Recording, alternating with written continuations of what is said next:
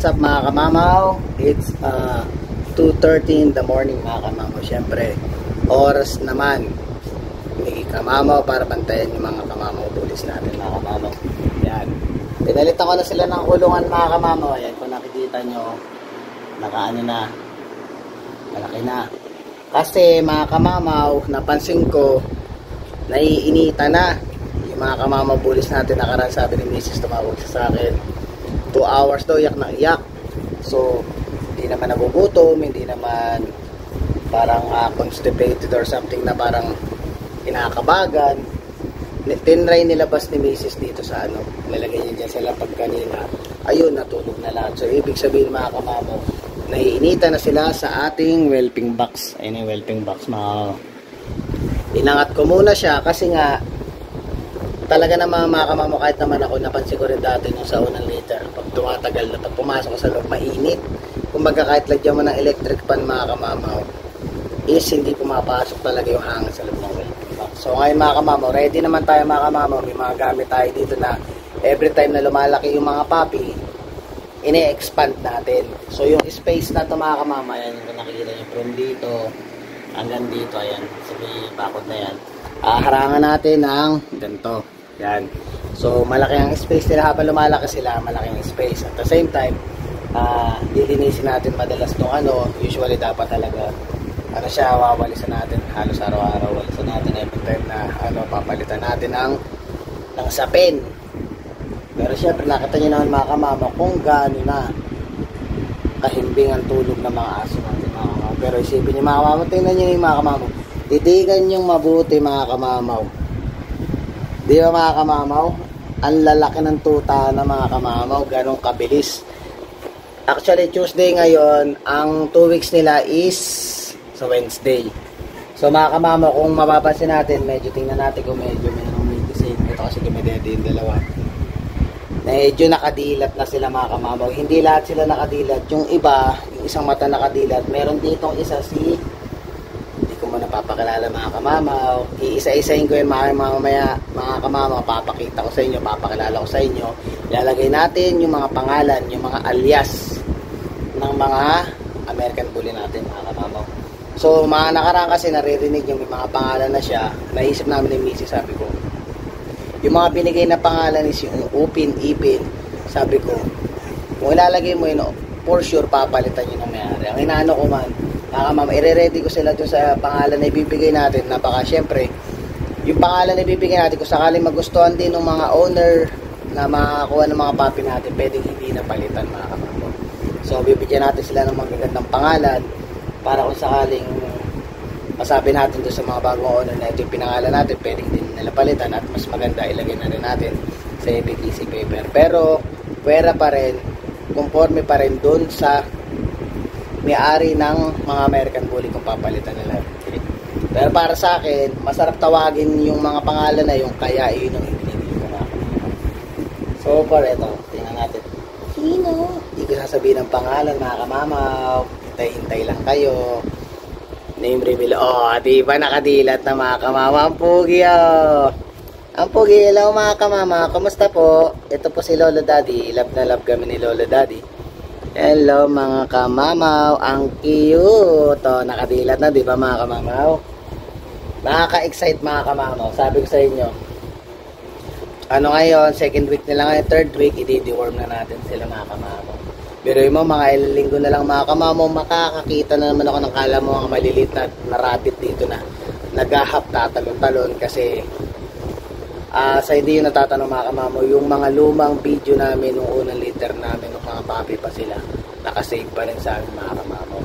Tuwing malulungkot kami o namimiss namin yung mga alaga naming puppy, sinisilip namin yun. Nire-reminis namin mga kamamo yung time na maliliit pa sila, naglalaro pa sila dun sa dati naming bahay.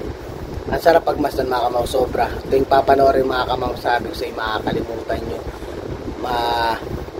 Stress reliever talaga siya, yung pagod nyo talaga mga kamama makawala. Every time makikita nyo yung mapapanood nyo o meron kayong kopya na maalala nyo yung moment na nakikita nyo pang nagtatakbo pa si Akay, si Rex, si Zora, si Naksu, si Kobe, si Sus, tsaka si Lupi mga kamama yun. Sobrang nakakatuwa mga kamamo yung uwi ka ng madaling araw tapos naghihintay sa yung mga papi mo, nakatingin sa iyo, nagmamadali sila na gusto nila pumunta sa iyo mga kamamo. Yun, ganun napakasarap ng pakiramdam mga kamamaw na ting uwi ka hindi sasalubong sa iyo. Tsaka shoutout pala mga kamamo doon sa Facebook ko. Usually mga kamamo, pwede nyong i-follow yung Facebook ko, yung Jerwin Capili. Nagpo-post ako sa reels doon mga kamamo. Meron akong views doon na 5,000 views mga kamamo yung video ng mga papi mga kamamo. Sobra. Talagang nabuhay na naman yung Facebook talaga ni kamamo talaga mga kamamo. Before kasi talaga American Bully tayo, di ba? So medyo natikit tayo ng konti, medyo tumahimik ng konti yung Facebook ni kamamo. Nasi-share ko lang naman mga kamamo. Wala nang lumabas ulit yung papi mga kamamo, nabuhay na naman yung HL Bullies mga kamamo. Usually yung Facebook ko, nagbahan na tayo sa reels, syempre natutuwa tayo tuwing nakakita tayo ng mga kita papi, pinopost natin. Gusto nating i-share sa mga tao kasi stress reliever talaga mga kamamo yung mga papi pag nakakalimutan. Yun. So maraming may mga nagme-message sa akin, may Chinese, merong ibang taga US, talagang minemessage ako na, oy, ang ganda ng production mo, ang ganda ng mga American Bully mo. Yun, minemessage. Kaya shoutout po sa inyo lahat, na-appreciate ko po na napapansin nyo po yung mga papis ko. Masaya na po ako dyan. Ito po si sorry, dali lang. Nadudulas yung kamamaw eh. Siyempre papakilala ko naman sa inyo mga kamamaw. Yan o, nakita nyo naman mga kamamaw. Ito po ay available pa mga kamamaw. Itong lilac try nating lalaki. Oh, grabe, ang laki ng ulo oh. Parang si Akay mga kamamaw. So nakita nyo na si Akay ngayon kung gaano lumaki. So ibig sabihin yung itsura na ito mga kamamaw for sure kasing kapal ni Akay yan. Oh, lakas ko nga yun. Pero ito yung pinakaiyakin mga kamamaw. Nakpo, laging ayan oh, naghahanap na ng lolo daddy. Ano natin mga kamamaw ha. Dahil lang ayusin ko lang mga kamamaw. I'll be back. Yun, we're back mga kamamaw. Inayos ko lang yung camera. Papakita ko sa inyo mga kamamaw kung paano tayo magheli ng papis. Umiyak yung papis.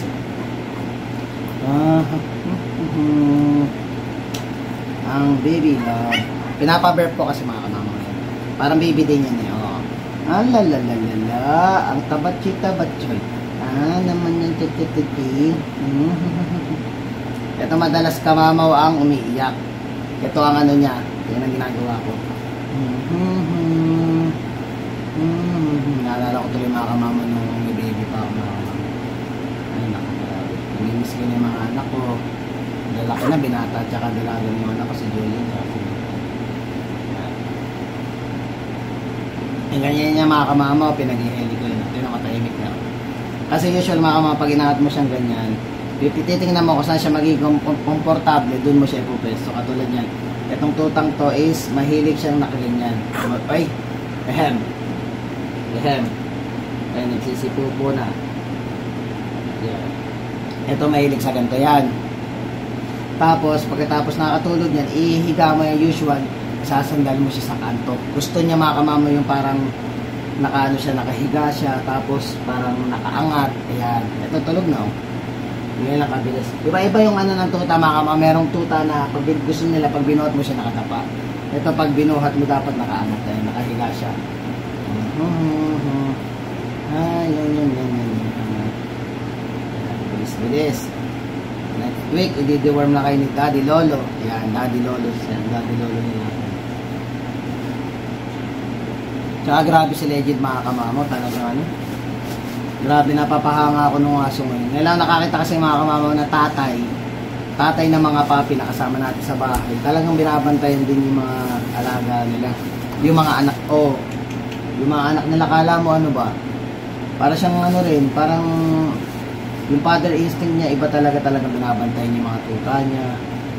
Tapos pag si Hera is nagugutom, minsan yung pagkain niya talaga hindi niya gagalaw, papakain niya kay Hera ng mga kamamaw. Sobrang talagang kay Legend, talagang napapahanga ako ni Legend. Na hindi ko ina-expect mga kamamo. For the first time, kasi dati nung nag-a-aspire sa Pinas.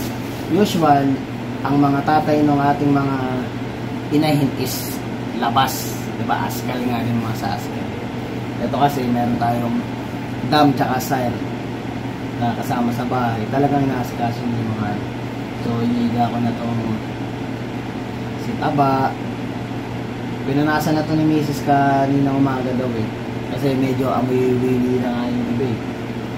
Para sinanitize na. Ayoko naman kasing punasan ng mga nakaraan kasi masyado pang maaga para punasan mo. So, ihiga ko na to. Ayan ang gusto niya mga kamamo. Ayan.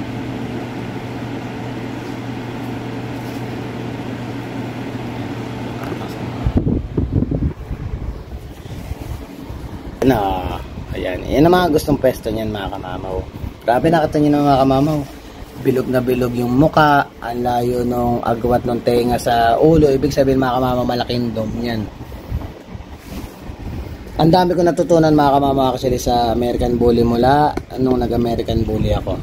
Maraming experience talaga na ituro sa akin. Ito pa isa. Ako, dilim. Yun o. Na ano ni Here. Ipat natin camera. Yan. Oh, di ba? Oh. Di ba mga kamamaw, ang bilis lumaki ng mga tuta, no? Babae yan mga kamamaw, tingnan mo yung katawan, no? Grabe, oh. Di pa kumakain yan mga kamamaw, hintayin nyo pag kumain pa yan, bukod pa sa dede, pag natutong kumain yan mga kamamaw. Ang laki ng ulo mga kamamaw, oh. Yan ang ating keeper. Yan po ay si... Ayan, sabihin ko na nga yung sa kanya kasi nabanggit ko, hindi ko na pinalitan kasi syempre susundin natin si Mrs. doon sa pangalan dahil ikikip natin yan eh. Kasi pag pinalitan ko yung pangalan mga kamamaw, nako baka i-out ni Mrs. eh. Sabi ko hindi, i-ano natin yan. Kasi talagang she-male yan. Ako napakagandang i-partner yan sa tatay yan mga kamamaw. Inbreeding pa rin tayo mga kamamaw. Titingnan natin ang bato ng halimaw na babae na to sa tatay ng mga for sure. Kadalasan puro lilac lalabas yan. So mga kamamaw, kung may mga tanong kayo about do sa yung mga nakakapanood na nagsisimula mag-American Bully, welcome kayo mga kamamaw magtanong sa akin sa ating YouTube channel. Lalo mag-comment lang kayo dito sa mga vlog natin. At pagkaya nating sagutin mga kamamaw, syempre hindi ko ipagkakain sa inyo mga kamamaw. Gusto kong i-share yung experience, yung mga natutunan natin para kahit paano makatulong tayo sa mga baguhan kasi natotoo lang na experience ko rin mga kamamaw ng bago ako. Syempre hindi rin biro mga kamamaw na wala kang alam kung nagre-research ka. Syempre tatanong-tanong ka din mga kamamaw sa mga matagal na sa bully breed. So syempre minsan naiiyak ka na rin kasi nga busy nga sila yung ganito. Minsan yung mga tanong ka na hindi agad basta-basta nasasagot kasi nga alam mo naman busy rin yung mga tao na nag-breed. Minsan wala rin silang tulog dati nung nag-breed pa sila, tapos syempre nagtatrabaho din mga yan. So mga kamamaw, at least ako kahit paano itong may free time ako mga kamamaw, nasagutin natin yung mga tanong nyo at the same time i-share natin yung mga na-experience natin lalo na dito sa mga nagkagulo natin. Laking bagay mga kamamaw makatulong tayo sa natulog mga kamamaw. So hanggang mamaya sila mahimbing ang tulog ng mga yan. Natulog. Yan o. Naglabasa na tama yung hula ko talaga mga kamamaw. Ito blue ponton 3. Ito sigurado kamukha na Rex to kasi light yung balahibo. Ito medyo dark siya na pon. Ito nga kasi kala mo titingnan blue pon pa rin siya kasi sabi nga ni Coach Denmark wala daw chocolate na may blue sa ibabaw. So automatic blue pon talaga yan na medyo dark lang talaga. Ito medyo light lang talaga siya para siyang si Rex. Yan. Tapos ito mayroon tayong dalawang blue try. Itong dalawang blue try. Tapos dalawang lilac try. Isang lalaki at isang babae. At natapat pa parehas pang makapal. Makakapal naman lahat pero iba impressive yung dalawa. Makapal din itong mga blue try na to. Pero para sa akin siyempre, ngayon lang tayo nakakuha ng lilac try. Kaya siyempre, yun ang talagang choices natin. Kung meron nga lang talaga tayo pwesto mga kamamaw at maganda ang ating lugar, yung dalawang lilac na to, iiwanan ko na yan. Pero siyempre, may mga responsibilidad din tayo. Hindi naman natin maasikaso kung hindi na makagandahan pa yung lugar na tutuluyan nila. So, isa na lang muna natin mga kamamaw. Siyempre, mayayari ako sa misis ko pag dalawa packaging natin.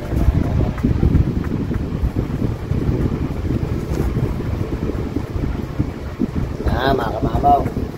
So mga kamamaw, hanggang dito na lang siguro yung vlog muna natin dahil unti-unti natin mga kamamaw. Unti-unti natin ang istorya ng buhay ng isang American Bully Breeder mga kamamaw. Kaya umiyak na naman, papatulungin ko na yan. Salamat sa lahat ng mga nanonood at salamat sa mga bagong subscriber natin. Welcome po kayo sa YouTube channel natin. So please don't forget to like, share, subscribe, and hit the notification bell for more updates of my video. See you mga kamamaw. A few moments later.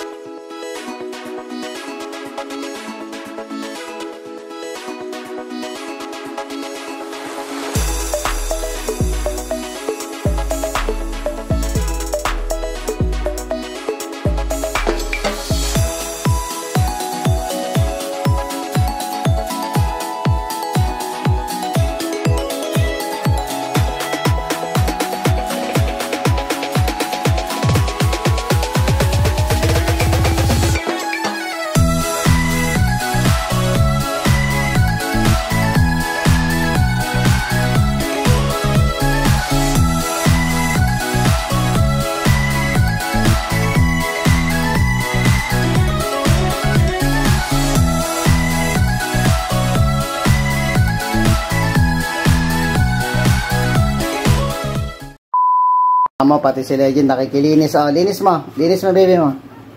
Bilis, linis mo yung puwet. Check mo. Bilis anak. Check mo yung papis mo, bilis. Check mo yung papis mo kung ano. Linis mo yung puwet, linis. Love ni Baby Legend yan baby na. Kiss mo. Check mo papis mo, bilis. Check mo yung puwet. Parang inahin din mga kamamaw, naglilinis din linis mo, check mo.